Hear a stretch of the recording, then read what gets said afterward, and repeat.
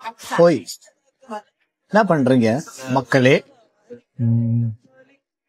Cook with கோமாளியில eliminate ஆயிட்டேன். வீட்டு வந்துட்டு குளிச்சுட்டு dress மாத்திட்டேன்.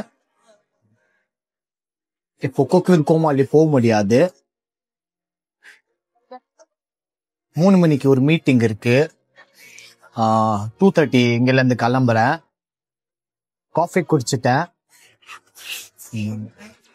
Love you, miss you.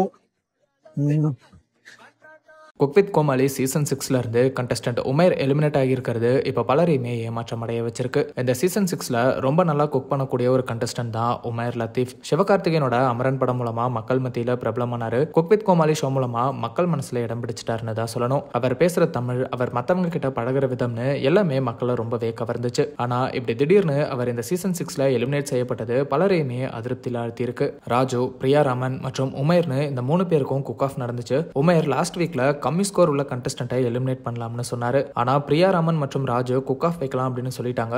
அந்த வகையில 2 கண்டஸ்டன்ட்ஸ் குக் ஆஃப்னு சொல்லவே இன்னைக்கு எபிசோட்ல குக் ஆஃப் நடந்துச்சு. எதிர்பாராத விதமா உமேர் பண்ண டிஷ் லோ மார்க்ஸ் வாங்கி அவர் எலிமினேட் ஆயிட்டாரு. இவர் எலிமினேட் ஆனதும் சுனிதா பயங்கரமா அழுதுட்டாங்க. செட்ல இருந்த எல்லாருமே பயங்கரமா ஃபீல் பண்ணாங்கன்னு தான் சொல்லணும்.